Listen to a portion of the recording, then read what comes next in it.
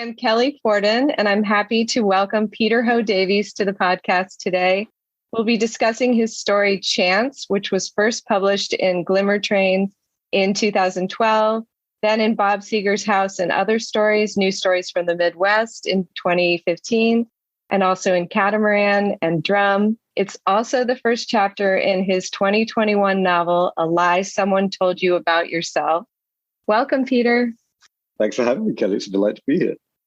This story includes so many teaching moments for writers that I cannot wait to dive in. And I'm thinking about the beginning of the story in connection to a bunch of other larger themes. So I was wondering if you could just read that first little section. There was a chance the baby was normal. There was a chance the baby was not. Fetus, he told himself. There was a chance the fetus was normal. There was a chance that it was not. She, he told himself. That was a result of one of the tests on the fetus. There was a chance that she was normal. There was a chance that she was not. Jesus. Thank you so much. Cool. So everybody will have read the story, but a lot of people maybe don't have the book yet. And the title of the novel is mined from an Anais Nin quote, "Shame is the lie someone told you about yourself." And that first section really feels visceral to me as a writer. It felt like that back and forth, the way that, he's debating the semantics there. It really brings up that, feeling of how fraught this subject is. And so I was wondering about how it felt as a writer to embark on the subject. Oh, I mean, it was fraught. It's a fraught subject. It's a fraught subject to write about. It's probably a fraught subject to write about from a male perspective to some degree as well.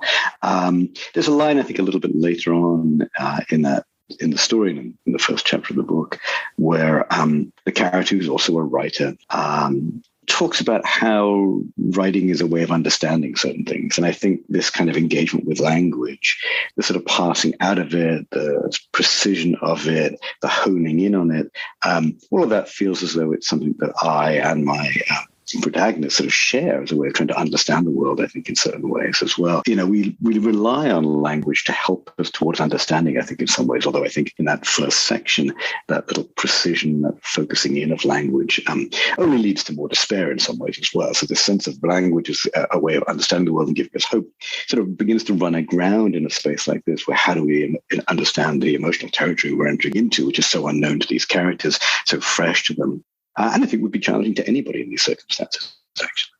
Yeah, and I'm going to quote something from later in the book again, and then I'll stick with the story, I promise. But at one point you say, I think it's on page 212 of the book, the protagonist says, "A writer's job, they say, is to imagine the unimaginable. Our job," he tells his students, "instead is to say the unsayable, to speak the unspeakable, the unutterable made utterable by virtue of being written, whispered on a page." And I guess I did want to talk a little bit about how hard that is sometimes, and how, you obviously overcame that and wrote the story. But as you were writing and you're battling with how to describe it and how to describe the experience, just how long did that take you? Did it take you a long time? It did. I actually... even though the writing of the novel itself, I think probably as I was finishing my last but one novel, The Fortunes, in about 2016, unusually for me, I could see a way into this next book, A Lie Someone Told You About Yourself, probably because it was growing out of that story, Chance. I guess it took about 4 or 5 years for the book to see the light of day. But for me, that's a pretty swift turnaround. And often there's a kind of fallow period between novels where I'm not quite sure what I'm going to get onto with the next book in some ways. So this is the first time for a while that I could sort of foresee the next book as I was finishing the last one. But it also, I think, owes something to the fact that, the story goes back a while. You mentioned it came out in Glimmer Train in 2012. Very grateful to those guys for publishing it then. But I think I wrote it probably in about 2008. And so there was a longish passage between writing it and the draft that exists now is fairly close to the draft that I generated in 2008, but sort of coming to terms with it, partly wanting to publish it, feeling ready to publish it, feeling as though it was done and complete, something that I think about a lot when I'm revising stories, I think in various ways. And even that line, oddly, that sense of fiction trying to say the unsayable, I think, although that shows up late in the novel now, that's a way I began to think about this story. Probably maybe around about 2010, I think. Maybe one of the first times I shared the story publicly was I gave a reading. I was at the Bear River Writers Conference up in Michigan. And, in the spirit of those writing conferences, I wanted to share new work because students in those conferences are very bravely sharing new work with me and with each other. So I like to sort of honor that by trying to share something new. I don't always have something new, but I like to try and do that if I can. And so this was what was to hand. It sort of fit the time frame.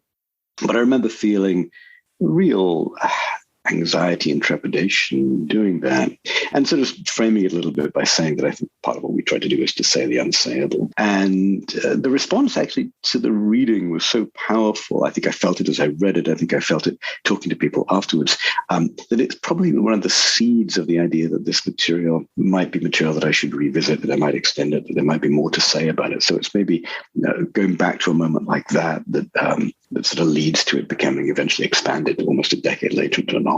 You did mention, you made the choice in this story not to use the protagonists' names, and I was just curious about that choice. Yeah, that's a really good question.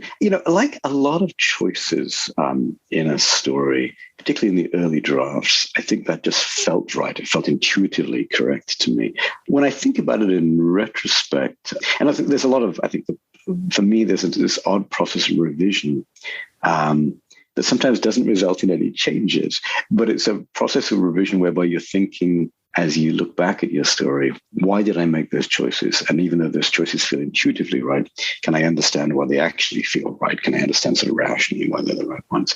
And I think in this case, it goes back to a couple of things, really. I think that sense of trying to take this very particular experience, but reaching out so that other people can think their way into that space. So, the characters referred to as the father and the mother and the boy and the baby and things like that as we move through the course of the text.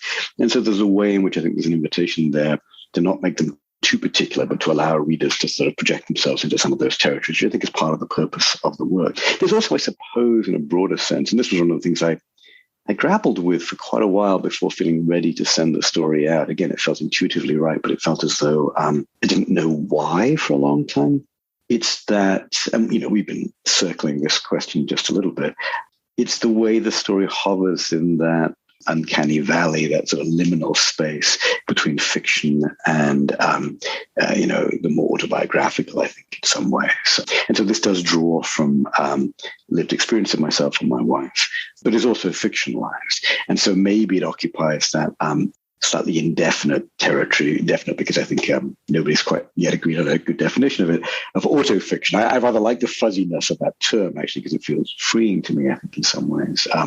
And I think one of the big breakthroughs with the story, even though it didn't actually result in a lot of changes to the text, but it resulted in a change in my understanding of the story, came around, I don't know, maybe 2010 or 2011. I was a fellow at the Humanities Institute here at Michigan. And as part of one of the seminars, I shared this story with colleagues from many other disciplines. And some part of that conversation, I think my colleague Sidonie Smith was very helpful in this regard, helped me to think about why is it written this way? Why does it occupy this sort of odd hybrid space between fiction and nonfiction? And I think it goes somewhat to the idea that I think when I encounter an autofictional text, or even a text that feels fictional, but maybe in that realm of autobiographical fiction, there's always that readerly uncertainty of, did that really happen? Is that the true bit? Is that the fiction part? How do I think into that space? Which I think is a kind of an interest for readers. It's a kind of a tension that draws us forward. And that uncertainty as to the nature of text for the reader, ultimately to me, I think, feels like a kind of analog for the uncertainty that the characters are facing as they think into these uncertain test results they have on the pregnancy that they're in the midst of. So it felt as though that, is it this or is it that? And we can't quite know. The form of the story felt as though it somehow captured something of the situation of the characters. But I didn't plan that. It wasn't conscious. Maybe at best, my subconscious was being smarter than me and intuiting that. But it took me at least 2, if not 3 years to sort of understand why the story had taken that form and to feel comfortable with it. And I think only at that point was I really comfortable sending it out and thinking about it being in print. I was curious, so you teach writing too, and do your students often realize how liminal that space is between nonfiction and fiction? Because I remember being a student and thinking, my imagination isn't good enough to be a fiction writer. I've got to be a nonfiction writer. That's a great question. I mean, I think they do have a sense of that. I think, one of the things we talk about in most of our writing spaces, this is true in sort of beginning writing classes, but it continues, of course, even to more advanced classes, is that sort of old bit of writerly advice, write what you know, which has its limitations. Of course, it can sometimes restrict us a little bit too much to the experiential. And I sometimes, have to remind them of the place of the imagination, have to remind them that what we know is sometimes not just what we've lived, but also what we might have read or might have researched in various ways too. But there is, I think, a sense that authority comes from knowing, right? So that, and there's a link, of course, between the word author and the idea of authority. It's part of the contract we have with readers that we know something about what we're about to tell you. Please sit and give your attention to this story for the next 20 minutes or 20 pages, whatever it might be. That's part of the deal I think we have. So I think they're aware of this idea of writing from knowledge. And often that, I think, translates into experience. And the thing that I think is harder for everybody to negotiate is that feeling of how much is being exposed, right? How much of the self is being exposed. And maybe particularly in a writing workshop, which is a very intimate space where you get to know each other quite well. And often there's an opportunity to talk to the writer about their work, even after the workshop and within the workshop. That boundary between the work and the self it might be even more porous in that space than it might be if it was just a sense of, I'm reading a book by an author that I bought in the bookstore, but I can't actually ask the author necessarily about what went into the making of this book. Although maybe through interviews and Twitter and podcasts like this, maybe there's a bit more access to those spaces now, right? So they are conscious of that. And I think that leads to an anxiety, right? So the anxiety often for writers is this feeling of, have I revealed too much? Is the sort of fictional scrim that I put across the lived experience, is it a little too transparent? Will people make all these assumptions about me, I think, as a writer? So that exposure, I think, is concerning often to writers. And I've certainly felt that myself, felt that in the context of this story. But I also think that exposure, which might also be described as a vulnerability, is an asset. It's a power. It draws readers closer to us, I think, in certain ways. I'm really, as a reader, but also as a writer, drawn to the intimacy of the reader-writer relationship. And so that vulnerability, I think, is part of that intimacy. It feels as though somebody is not in the way that we might think of with a movie or with a TV show or even on stage where performers, artists are speaking to an audience of hundreds or thousands or millions. I think the reading experience is very much a sense, even if there may be hundreds or thousands or millions, if you're lucky enough, of readers out there, there's this feeling that we all read a book individually. And so that there's a dialogue going on somehow in that reading experience between one reader and one writer, between one reader and one book, between one reader and one character.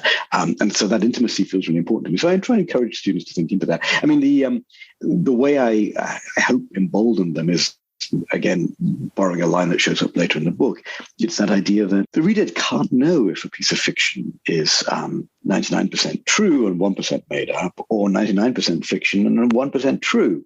And so that gives us a kind of cloak of invisibility. It gives us a kind of deniability. It allows us to take the fifth, basically. And I try to encourage them to use that little bit of license, because I think for me, maybe it's a residual aspect of my British reticence.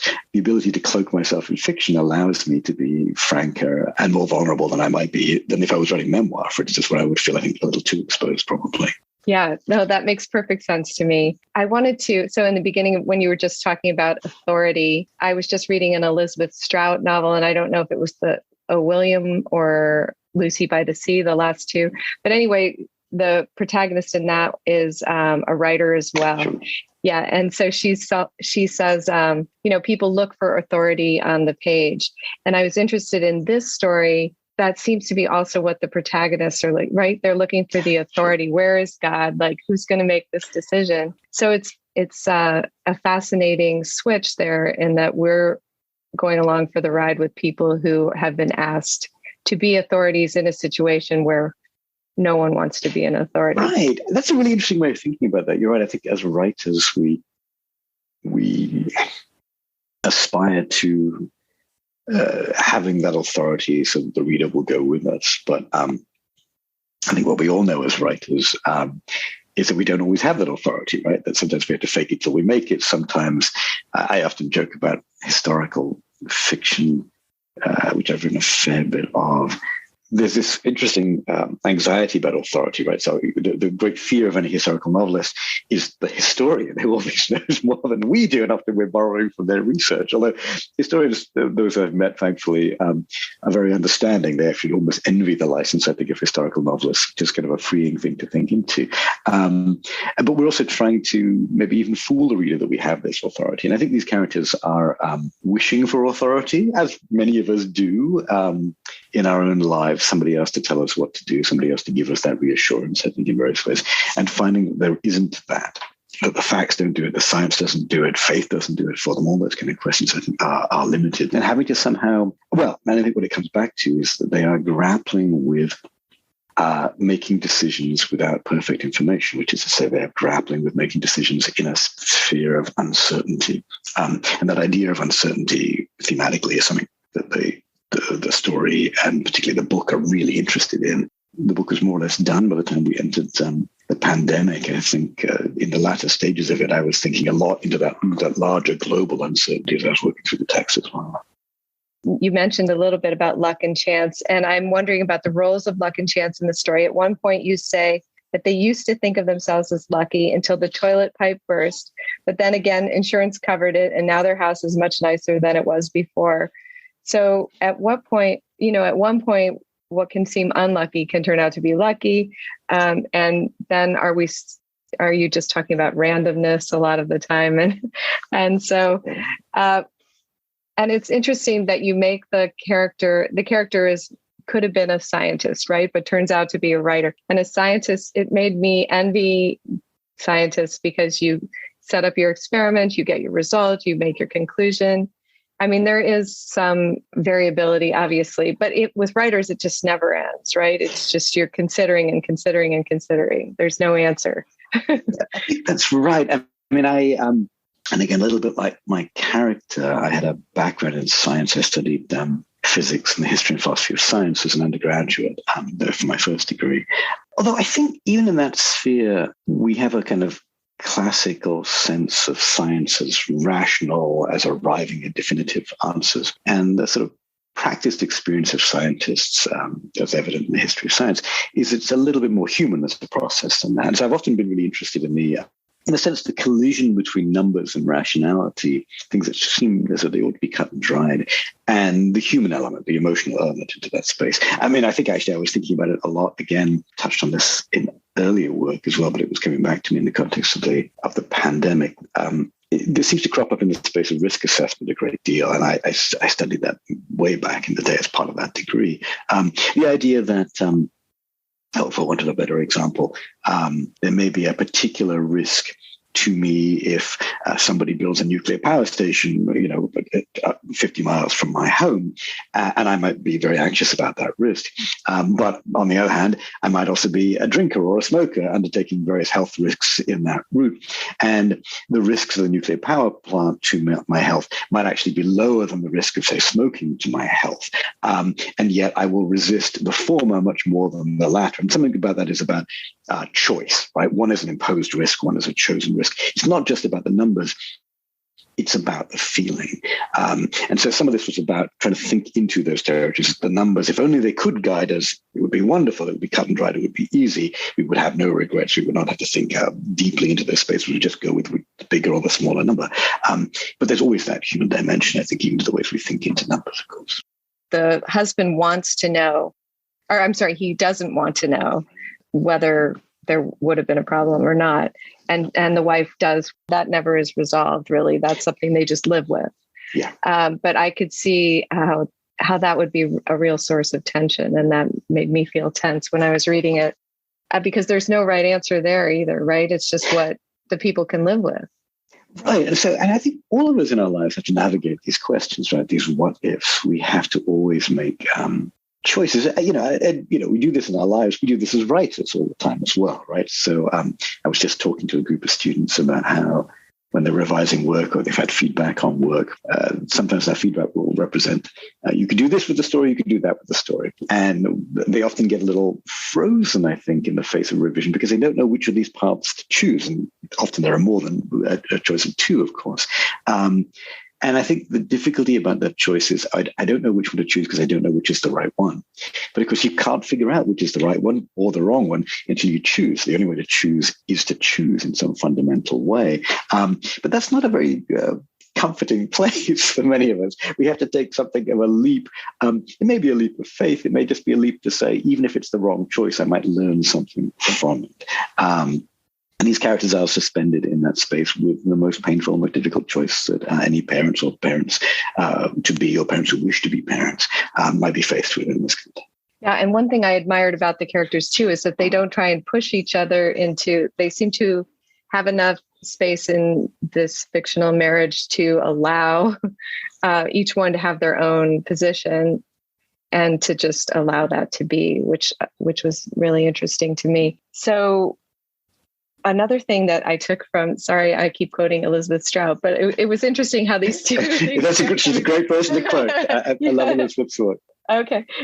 So in either one of those two books, which I read 2 days apart, so that's why I can't remember which one. Right, She's says been very prolific recently as well, actually. Right? Yeah, exactly. Yeah. Right. I think they both came out the last year. Yeah. She said that when people have been dealt a hard blow or a spate of unfortunate events, they feel like they're owed something, and it can cause a rebelliousness. It can cause people to make mistakes or to take things that aren't theirs. And I noticed that the main character in this story starts playing online poker. Do you think in part because he believes he's due some good fortune, or that he has to have used up all the bad luck by now? I think in his mindset, it's about that feeling that he's owed some good fortune, right? That we feel the universe, karma, might pay us back, I think, in certain ways. So there's that kind of magical thinking going on in that space. And again, it feels like a really nice way of thinking about, on the one hand, we're dealing with odds and percentages, however calculated, whether it be on the poker table or whether it be in terms of the results of testing. But there's that emotional element that comes in, right? That very human, magical thinking element that's essentially superstition that's also linked into the ways we think about those numbers. Okay, so I saw in an interview where you described this book as written in short, sharp vignettes, vivid glimpses, and that's how it felt. And this story as well. When did you first realize, you sort of touched on this a little bit, but when did you first realize this wasn't a standalone story? And then as a follow-up, it goes in a very different direction. Like, it's not that this bad thing happened and then from then on everything goes well and they have this kid and it's all easy street. So there were a lot of really fascinating choices there. And I don't want to get off the story again, but no. I think that's a great question. To the point about it being written in these sort of short vignettes, these a half page or a couple of paragraph sections, sometimes a little bit shorter. It's a form that I confess I like and have deployed a couple of times in other places. So maybe it comes naturally in various ways, but I think very much so in the context of writing the story. And then it gets carried over into the writing of the novel, I think, a little bit. So I mentioned I wrote this in 2008. We were parents ourselves by that point. Our son was 3 or 4 when I was writing this. In fact, I can remember showing a draft of the story to my wife in a coffee shop when we'd go to coffee shops and we had a babysitter come in and look after him. So we would just, leave the house to do a bit of work. So it was very much in that phase. And of course, anybody who's gone through that phase of life with a youngish child will know that there aren't big swathes of time. You can't sit at the desk for 3 or 4 hours when you have a child that young. At least I wasn't able to. So I probably was writing in shorter bursts, 30 minutes while he was napping, maybe an hour if it was a good nap, those kinds of things, maybe an hour at night if I wasn't yet too exhausted to do that. And so the scale of the section sort of fit the time increments that I had for writing at that point, I think. And, in a way, my son's presence in my life, in our lives, also sort of answers that larger question about expanding the story. So the story is about an earlier pregnancy that results in catastrophic genetic testing and the question of whether to follow through with that pregnancy or not. For folks who read the story now, they understand these characters choose to abort the pregnancy with some regret because they are parents who want to have a child. Abortion doesn't have to necessarily be a subject of regret for many people who go through, but these particular characters, I think, feel that because they're hoping to start a family. And some of this is, as I say, drawn from life, and the effect in life of then having a child after an experience like that suggested to me that the experiences encapsulated within the story, very intense as it is not the end of that experience. That experience has a sequel, and that sequel is a lot longer and is inflected by what's come before in certain ways as well. And so it felt as though there was something more to that story that extended beyond that space. And that's probably one of the things that drew me forward a little bit as I thought into the text. But I would also say that you were mentioning this question of chance before, which crops up as a kind of, understandably, maybe obsession for these characters. They move through the course of the story, move through the course of the book, ending at the end of the story with that sort of talk about the coin toss and the odds and sort of astronomical ways we might think about a coin toss, right? That there's something that defies reason in the idea that it's 50-50 once, but the odds of it coming up the same way over and over and over again are just sort of astronomical, right? I think it's hard for us to wrap our brains around that. It's certainly hard for me to wrap my brain around that. And I think the first vision I had of extending this, the idea of it becoming a book where I'm trying to get a glimmer of what the structure might be. And this is sort of what was happening as I was finishing my last novel, The Fortunes, a title, oddly enough, that also speaks to questions of luck, is that I imagined a book in 2 halves for these characters that would be a book about, well, what if the coin toss went one way, or what if the coin toss went another way? So there's still a little vestige of this in the novel, because one of the sections is called Heads, one of the sections is called Tails. But the actual sense of that structure, which would have been 2 sort of diametrically opposed halves, where the characters literally had different fates, it would have sort of been an alternate fate kind of narrative. Although that inspired me to lean into that longer, larger space of the novel, eventually that, the way I think about this, that hypothesis of what the book was going to be ended up being revised out of the book, I think, in some ways, as things that existed in one half of that timeline, one half of that parallel universe, got drawn back into the other half. So the 2 sections got reconciled in some ways as well. So I guess we can't really ignore the fact that this is a story about choice. Sure. And the world has changed quite a bit. How do you feel or think about the story now after the last year? It's funny. I was just talking about this, actually, even in the context of my last novel, The Fortunes, where there's a section about the hate crime murder of Vincent Chin in Detroit, an Asian American beaten to death out of a space of economic anxiety in the 80s about Japanese imports into the US car market. And I was sort of talking about that, an event that took place in 1982. We recently celebrated the 40th anniversary. Celebrate is not really the right word, of course, commemorate. And that section of the book is probably written in about 2015. So here we are 7 years later. And I realized, of course, one of the reasons I was invited to talk to another group about the book is because incidents of anti-Asian hate have accelerated over the last several years dramatically. And there's this kind of poignant irony in that as writers, some part of us, I think, we want our work to be lasting. We want it to stay relevant. We write historical fiction with a view to it maybe still resonating with the present. And yet I think when I wrote that section of my Vincent Chin, I thought of it as historical fiction, researched it as such. And it's quite painful to think that it was almost science fiction. It was sort of weirdly prophetic. So that there are instances where one might wish that one's work were much less relevant. And I think I feel that very much in the context of this story and this novel, although I wrote them to some degree in the shadow of that debate, of course, and that anxiety. You know, I have lots of feelings about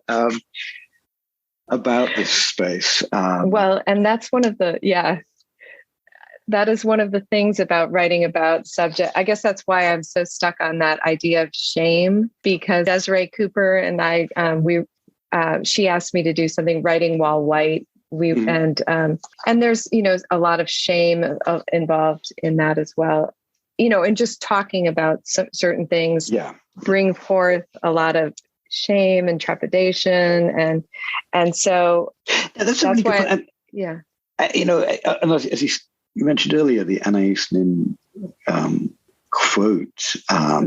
You know, she's somebody who herself went through a painful and wrote about very dramatically and powerfully abortion experiences of her own. This idea that shame is a lie that someone tells you about yourself. So the book is sort of interested in that. The character is negotiating shame, but I think one of the lines that the book works towards, and that felt to me as a person like a breakthrough, that in this context, there's this sense that it's not actually shame that they're grappling with, it's grief. They're not ashamed of the choice that they make. They're grieving the loss that the fact that they were obliged to make that decision.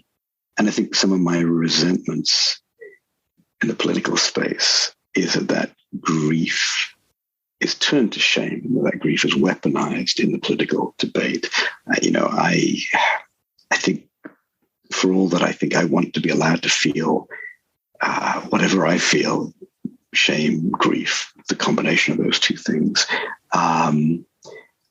I don't want to be shamed by others, especially others who, you know, in the response to the latest school shooting would be like, oh no, let's have more guns. Or in response to climate change, might be like, oh no, you know, screw the next generation. I'm not going to be shamed by some of those folks, I think is the way I think about it. You know, and I could get outspoken about all this, of course, but in a way, when I think about the different sides of this debate, which feel very political, of course, and quite stark, and even starker now than they were when I was writing the book, of course. I think the book is trying to speak into a kind of complicated, fuzzy, uncertain middle, which is the human place, right, where people are experiencing these things. And even though there are parts of the book, because of course, as you know, the character goes on to work as an escort at an abortion clinic, and so is more directly in confrontation with people on the other side of the debate, and has a few stringent things to say about those folks. There's a part of me that I'm not sure that those folks would believe this, but I respect other people's views. People who don't believe in abortion don't want to have an abortion. I have complete respect for that choice. The difference is that I would like it if those folks had respect for the other side of that equation, right? If you don't want to do that, you should not do that. But if you do want to do that, don't tell other people they can't do that. That's the distinction. There's an asymmetry there, I think, that we struggle to grapple with culturally. Yeah, and I think that's one of the things that fiction can do so well, is to put it in context of people's actual lives, you know, and allow people into a story, a particular story in which this all plays out, you know, without politics entering in. It's just happening. So did it take a long time for the story to be published initially? Or did you have, just because of the subject matter, I'm just curious. I mean, I think I tried it at probably a few places. I'm forgetting where now. And you know, it was getting some responses, but getting turned down. And then I was just lucky enough to settle at such a nice place as Glimmer Train, where they were very good to me. I mean, I'd forgotten this, but I was looking back at the copy of that, and as you may remember, I mean, Glimmer Train, of course, no longer being published, although it's very fondly remembered as a wonderful, wonderful journal, they typically would publish a kind of childhood photograph of the author with their stories, which seemed like a very nice humanizing touch. But I felt very uneasy about publishing a photograph like that alongside this story. And the editors there were incredibly sensitive to that in the conversation. And I felt like I was imposing upon them by saying, look, I want to break from this format that you've used for years and years through many issues and for many writers. But I just didn't feel comfortable with the idea of publishing a kind of childhood, a youthful photograph alongside the story. And they were great about that. So we ended up just publishing a blank page, and I got to talk a little bit about that in the afterword of the story. Yeah, I love that magazine. I was sad to see that they aren't publishing anymore. Yeah, no, they did an amazing job for many years. I think Susan and Linda, who were the editors there, the sisters used to run it, were just amazing. But I also, again, we were talking about this earlier, there's such a cost to anybody of an artistic inclination in sort of making something like that happen that one could hardly begrudge them. And it's a great legacy as well. I mean, wonderful writers, wonderful stories published, and those journals are out there, inbound copies, still to be discovered as well. So it's a great legacy. Absolutely. Okay, we're almost out of time because I said 45 minutes at the most. But so there are a few changes between the story itself and the book. You named the diagnosis, I think, in the book rather than in the story.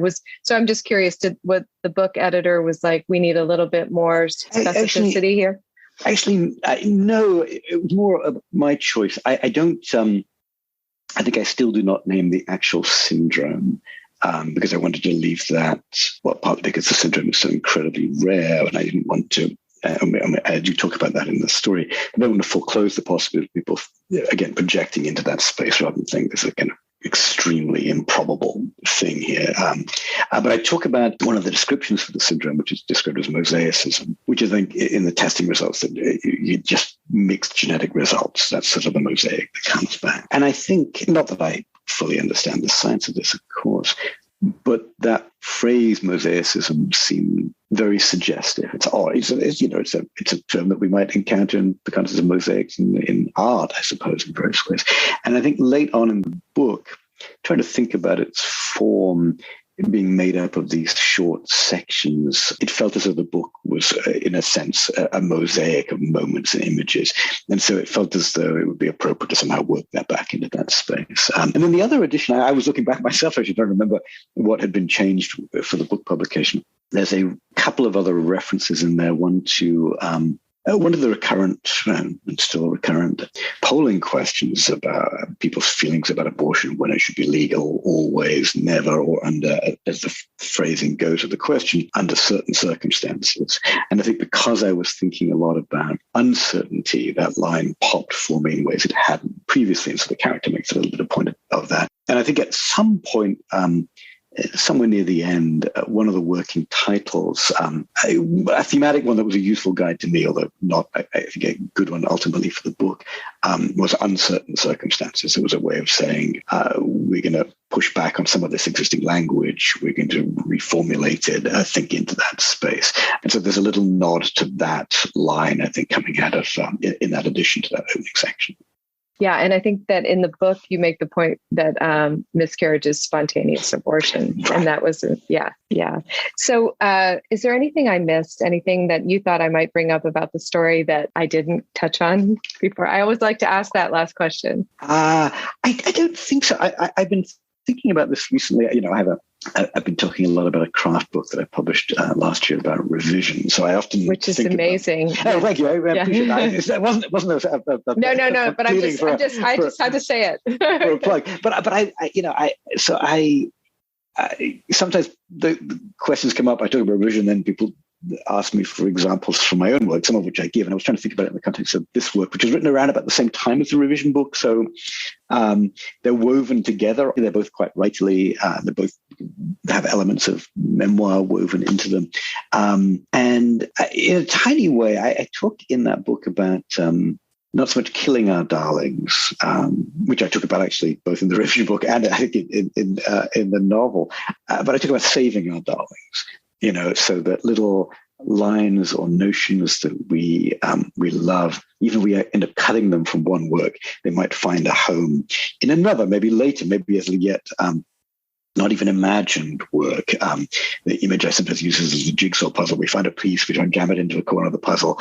It may not fit there, but we don't throw it away. We save it in the assumption it'll find a home somewhere else in the puzzle, which is all the writing that we might do in our lives, I suppose. And there's a line in here. There are a couple of physics jokes, and the line is something about how he is a lapsed physicist because that was his previous training. And it's a bit like being a lapsed Catholic.